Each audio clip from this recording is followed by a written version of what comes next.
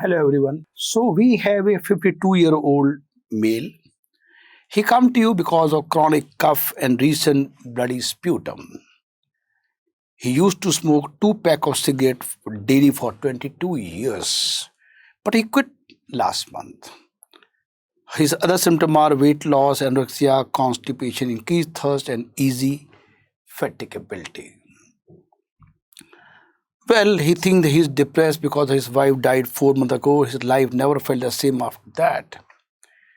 On examination, slim man who appears to be pale, vital signs are stable, little irritable, and short of breath. As far as the lab report concerned, hypercalcemia is there, and these are in the normal range. Hilar mass in the left lung. Whole body scan shows no abnormality. Biopsy of the hilar mass would likely to reveal what? Well, it's a beautiful question. The answer is squamous cell lung cancer of the lung. Most likely diagnosis of this cancer is squamous cell carcinoma of lung. Why? We know very well that in squamous cell lung cancer, hypercalcemia occurs. And this patient has many features which are symptom consistent with hypercalcemia are anorexia, constipation, increased thirst, and easy fatigability. But now I have a question for you. Stop the video, write down the answer. Why increased thirst in these patients? Well, the answer to this question is because of hypercalcemia. These patients develop nephrogenic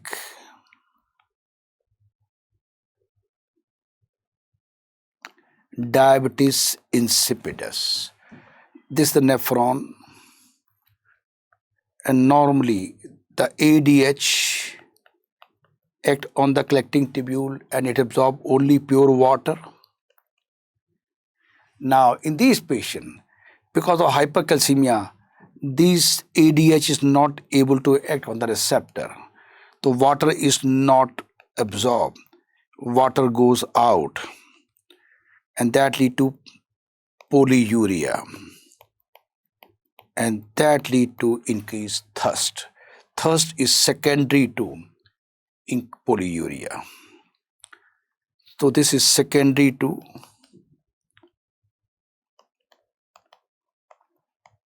polyuria. Well, I have got one more question for you. Stop the video, write down the answer. The way hypercalcemia lead to this problem, tell me any other electrolyte imbalance which can lead to nephrogenic diabetes insipidus. Stop the video. Well, answer is hypokalemia also lead to nephrogenic diabetes insipidus.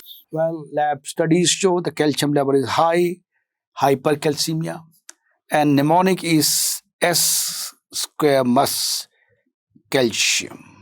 Lovely mnemonic to remember. Well, in addition to this hilar mass on the chest X-ray, most likely lung cancer, which we are saying, squamous cell lung cancer. And remember, squamous cell lung cancer is a central mass. And the peripheral are adenocarcinoma. They are peripheral. In fact, small cell lung cancer, they are again central, but this is peripheral. Hypercalcemia usually is, now why hypercalcemia occurs in these patients? Because these tumor, they secrete PTH-like related protein or polypeptide. Point to be noted, it is PTH-like polypeptide, a molecule which has got exactly same function as PTH. Okay, same nature PTH, receptor binding. So they are going to bind to same receptor and that lead to hypercalcemia. Remember, in these cases, PTH level are usually reduced. So binding to PTH receptor by this PTH-RP, this increased calcium resorption from the bones, increased calcium resorption from DCT. These together, they lead to hypercalcemia. But now the question is, in this patient, whole body scan was also done. Stop the video, write down the answer, why this scan was done in these cases. So why whole body scan was done? Well, we have seen hypercalcemia. It may also result from metastatic involvement of bone, and which usually develop as a late complication of cancer.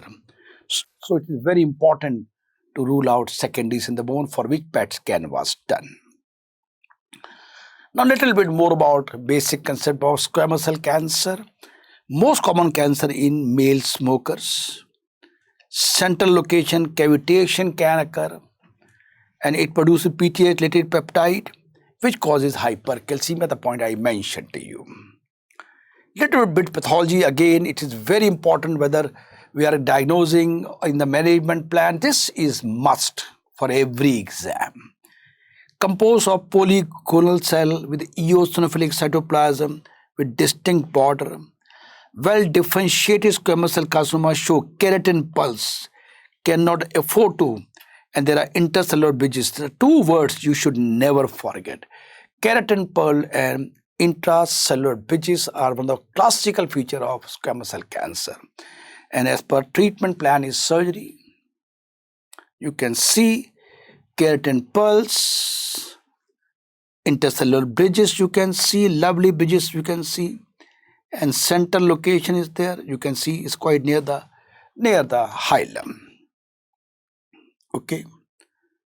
Well, you can see lovely bridges between the two intercellular bridges in squamous cell cancer. Very important in making a diagnosis. Now, what about tuberculosis? It's unlikely in United States or European countries, unless patient has some kind of immunosuppression or patient is an immigrant. So this is ruled out. Small cell carcinoma of lung usually causes other paraneoplastic syndrome like ACTH production and SIADH, and this is due to this. It leads to Cushing syndrome.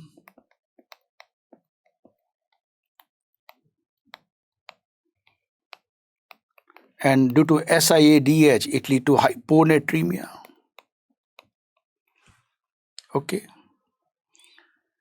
Hypercalcemia is not the feature, rather in these patients hypocalcemia occurs in small cell. Why? Because these tumors also secrete calcitonin. Increased calcitonin lead to hypocalcemia. What about sarcoidosis? Is a very good important differential diagnosis.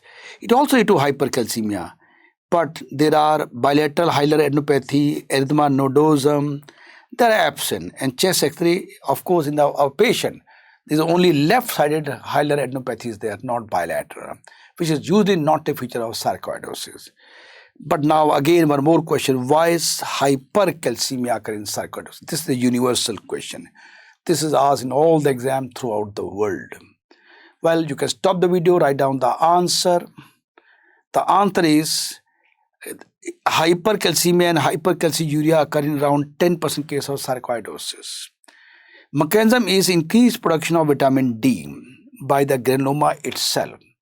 So it's more of an increased vitamin D, and that lead to increase. And why this happen? Because of increased alpha hydroxylase activity by the macrophages, and that lead to increased vitamin D synthesis. Okay.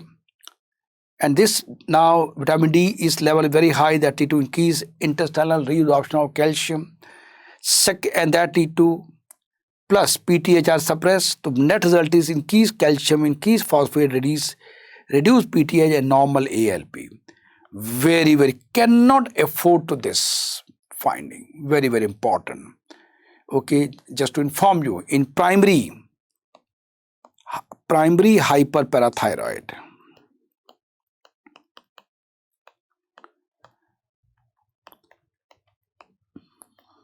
which is due to adenoma, calcium high, phosphate is low, increase PTH, increase alkaline phosphatase. So there's a difference. You can see calcium, phosphate, PTH and ALP. What about adenocarcinoma of the lung? Is usually a peripheral lesion, not associated with hypercalcemia. And typically hypertrophic pulmonary osteoarthropathy, Well, again, a very universal question from immunology as well as pathophysiology as well as diagnostic. Which mutations are seen in adenocarcinoma? Well, KRAS mutation are seen primarily in adenocarcinoma, but P53, RB, and P16 mutation are an inactivation. A mutation and inactivation have same frequency in adeno as well as squamous cell cancer.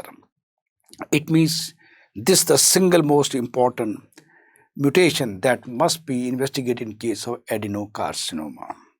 So golden line to remember, suspected squamous cell carcinoma of lung in a patient with a significant smoking history, hypercalcemia and high liver mass. Small cell lung cancer causes other paraneoplastic syndrome, ACTH production and SIADH, and this lead to Cushing syndrome, and this lead to hyponatremia. Thank you very much.